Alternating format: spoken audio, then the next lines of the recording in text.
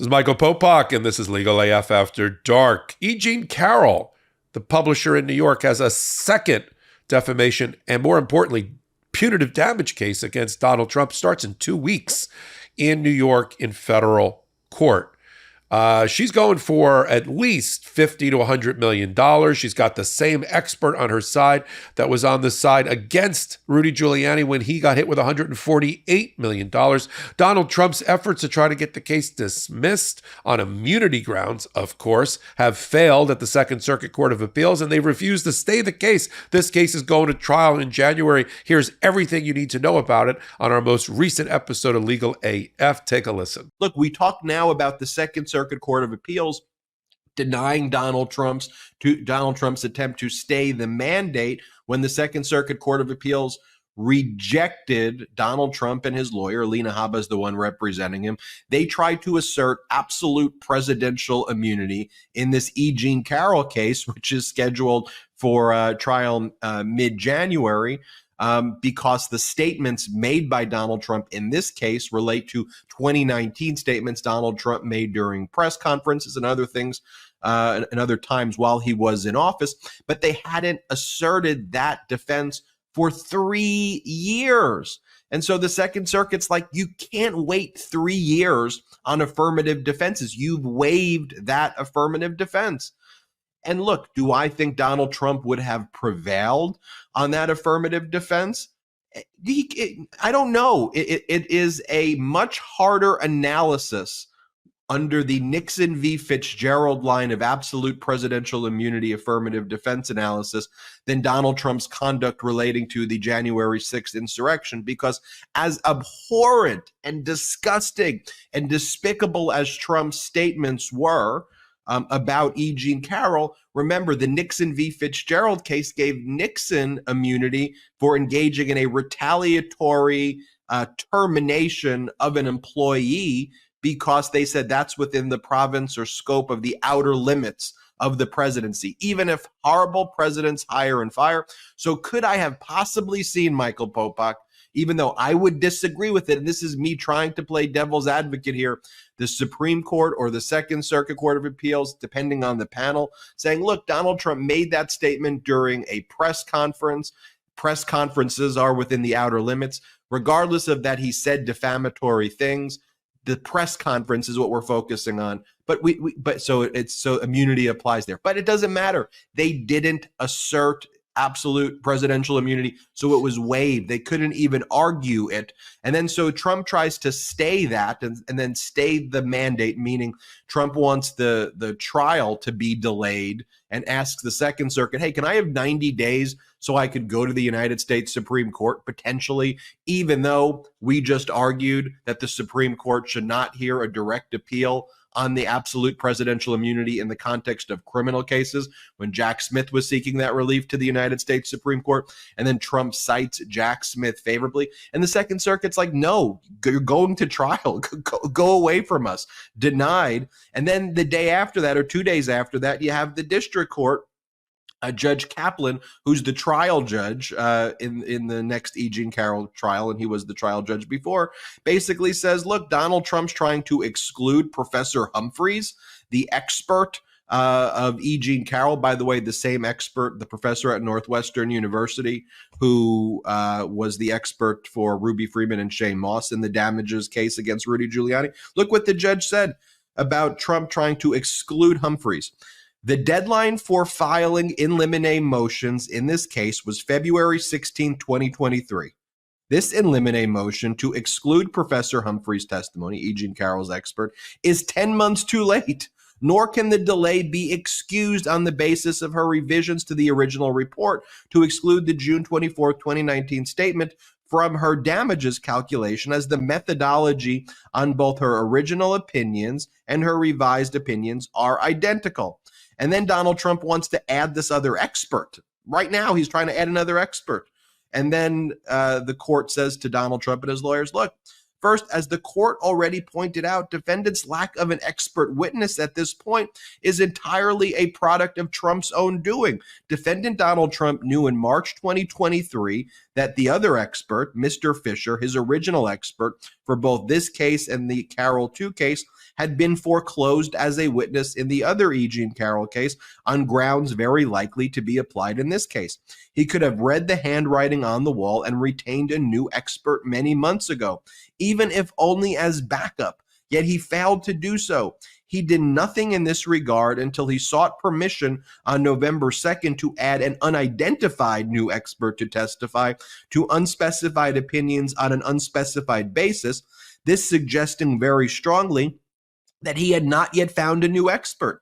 He waited until December 13th, about a month before the long-scheduled trial, to surface with this new expert. I mean, Popok, can you break down for our listeners and viewers, like, that behavior right there?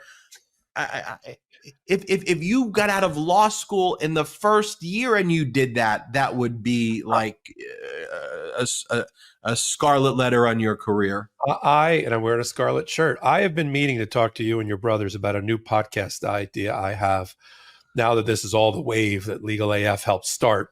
I was thinking about Haba's mishaps and malpractice, or just mishaps and malpractice of Trump lawyers. We could do a podcast on that. Oh my God.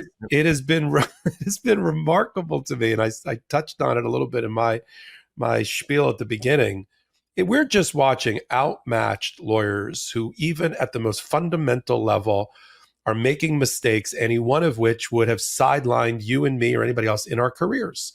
I mean, these are malpractice moments that should keep a lawyer up at night, but they're done repeatedly over and over. It's almost like an inexhaustible supply of legal malpractice by the lawyers for Donald Trump. There's no other way to put it. You and I and Karen were going back and forth and texting recently, just listing, and it went on forever, all of the mistakes that Alina Habba has made that has put her client into both feet into a hole. And it just gets, as if no one's going to notice, federal judges notice. When they try to come in and whine about something, they get reminded time and time again, either appellate judges or trial judges, that they have missed important deadlines. They have waived important defenses, and all roads, at least for this part of our segment of the podcast, lead back to Alina Habba. I can't even lay it at the feet of Joe Tacopina, coloring book Joe, as I like to call him, in the E. Jean Carroll, because he came in 90 days before the trial of the first E. Jean Carroll case that he lost and took over from Alina Habba and we thought Alina Habba was like in a doghouse that Trump even wasn't going to let her out of. But no, she still appears regularly as some sort of legal representative on various talk shows and cupcake interviews on Newsmax and that kind of thing. What happened here is same thing that happened last time. Let me start from the beginning. In all the cases involving Alina Habba, there's always a screw up. The reason that he is even not able to assert immunity, and I think based on what you just outlined, what we've talked about on Legal AF before, and the blasting game case that just came out in the DC Court of Appeals, which is the current prevailing law in the land unless there's a different law made by the U.S. Supreme Court or otherwise, that there's no way he'd have presidential immunity, official act immunity, for having defamed, allegedly, E. Jean Carroll while he was president. That is beyond the outer perimeter, even if you stretched it like silly putty, beyond the reach of my wingspan here. And then you plotted his conduct. It has to be outside the outer limits. Even Joe Tacopina, before he was Donald Trump's president, said that Donald Trump doesn't get to be the defamer in chief while he's president. This is before, I guess he was trying out to one day represent Donald Trump in the same case. So you have that. Second Circuit properly found, no. First of all, we're not even going to get there because your lawyer effed it up. This is my paraphrase. That's not exactly what they said at the Second Circuit. At the Second Circuit, what they said, and I think it was Judge Cabranes who wrote the opinion, he said, you missed your deadline. You waited almost 3 years into the case to raise the immunity. If you thought you had it, you probably had to do it. I'll just give you in the first year. Not even like the first month. It should have been in the first month or two. First year, 2 years after the first year, that's when you get around. Sorry, it's waiver. And you can go take it up if you dare, and we'll talk about the dare part. If you dare, You can go take that up to the U.S. Supreme Court about whether you have absolute immunity related to this alleged defamation of E. Jean Carroll, in which you said she's a hoax, she's trying to shake you down, you don't know the woman, she's not your type, when it's already been proven, of course, that you did rape her in a dressing room in 1996 in New York. So we'll talk a little bit later, we'll table that for a minute about whether he does take that kind of appeal. I don't think so, and I don't think you do either, Ben. But so that happened. Alina Habba missed the deadline. She was in complete control of the case. Can't blame anybody else. She didn't raise that issue earlier. Now in the actual trial, we're going to trial on the 16th of January, E. Jean Carroll 2. Only about damages, only about how big of a punitive damage award to punish Donald Trump combined with actual damages is the jury going to award. After they're going to be instructed that the judge has already determined as a matter of law that whatever Donald Trump said or did about E. Jean Carroll while he was president, it is defamatory. That there's no other, you don't have to prove any other element like actual malice because she's not a public figure. And therefore, just focus on the damages. And just to focus on the damages, they're going to hear from experts that have been properly and timely disclosed by E. Jean Carroll's lawyer, Robbie Kaplan, on time. It's very important in federal court where I practice to do things on time and don't miss deadlines. And because that's grounds alone to deny the relief that you're seeking. Robbie Kaplan brought in Dr. Humphreys. We've known about Dr. Humphreys because she testified in the E. Jean Carroll case over the summer and gave the jury a range of damages that they basically adopted to rehabilitate E. Jean Carroll's reputation, now damaged through defamation. This is the same, as you touched on it, this is the same economic loss defamation expert that Ruby Freeman and Shane Moss used successfully against Rudy Giuliani just 2 weeks ago, in which the jury also went along with she's a doctor, Dr. Humphreys, about the range of damages for each one of them to fix their defamation injuries at the hands of Rudy Giuliani. So she's a known quantity, Dr. Humphreys, and a successful one at that on the plaintiff's side. I'm sure she does some defense work as well. And she's been listed forever. And last November, it's hard to believe, last March, Donald Trump had the expert that he wanted to use against Dr. Humphreys stricken. I don't know if it was a doctor, Robert Malkus, stricken, because under the expert standards that a judge uses in federal court, which we call Daubert, under the Daubert standard, this expert didn't make it because his methodology was all fakakta, that's another legal term, and all screwed up. And so the judge says, no, that expert's not an expert, as far as I'm concerned. He's not coming in. So even then, they knew they lost their expert. When the E. Jean Carroll 2 case came up, they knew they had to get another expert, and yet they missed a series of deadlines. The judge says, as you read it, what did you wait for? You knew that Dr. Humphreys was going to update her damage model. This is all about an updated model to take out the amount of damages that have already been awarded in the first case so that there's not double recovery. So that's all she was going to do. No new methodology, same methodology. And it even goes a step further than that. Popok. She was reducing the damages because one of the defamatory statements that was alleged was removed. So she had previously removed the other defamatory economic statements, but there was just one statement that was removed from the methodology. And that's where the judge was like, it's one statement that's different. And the focus is on the methodology hasn't changed.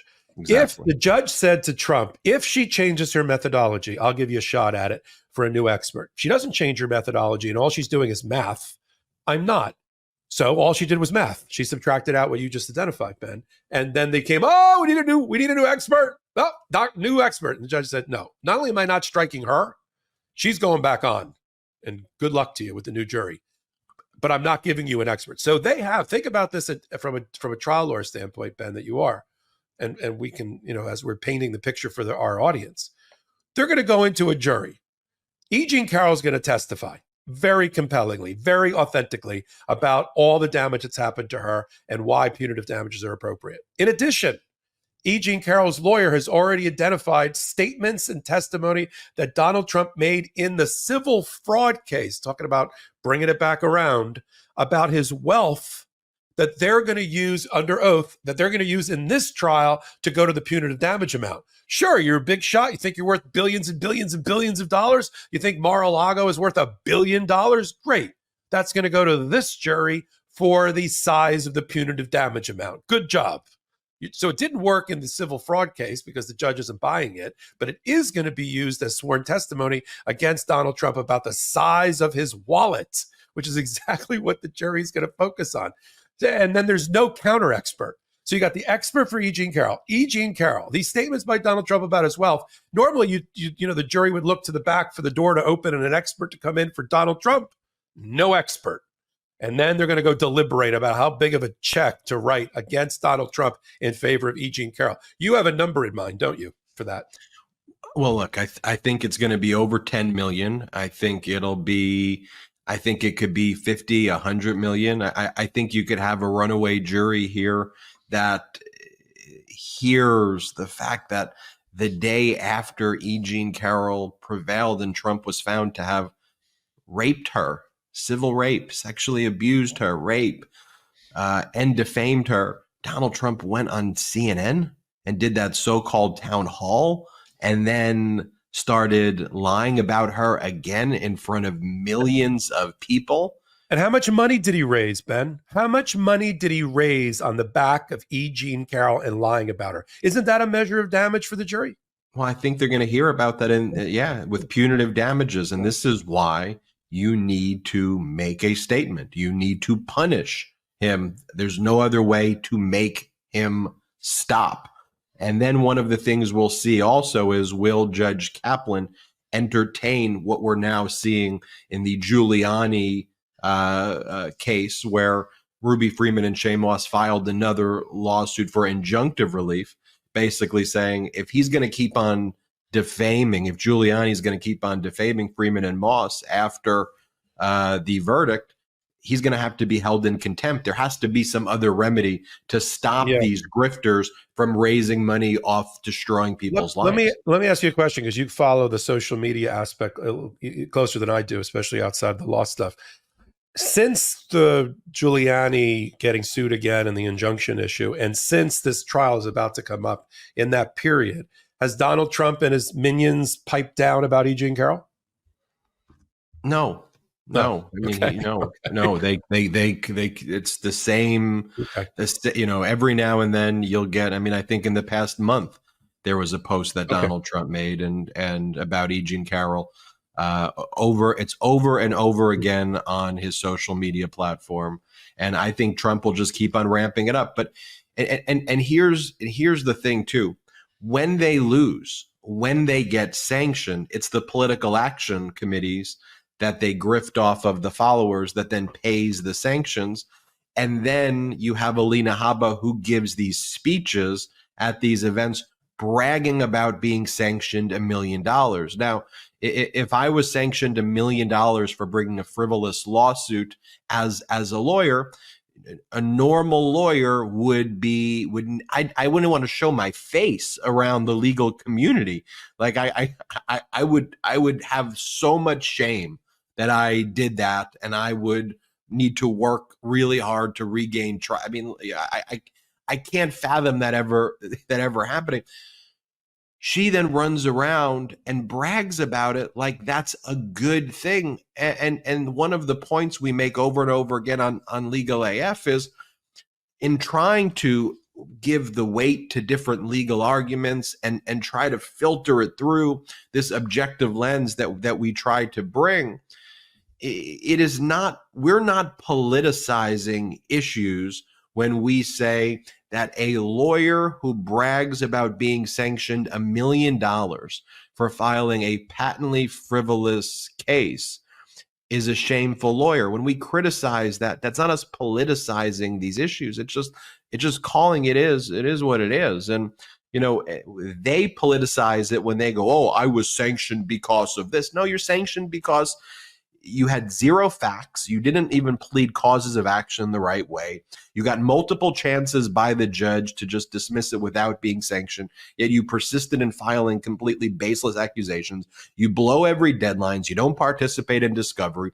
You make a mockery of the legal system, and our legal system then looks at that and renders and enters accountability. That's what's happening. Well, there you go. If you like that kind of analysis at the intersection of law, politics, and justice, you've come to the right place. The MeidasTouch Network and this YouTube channel.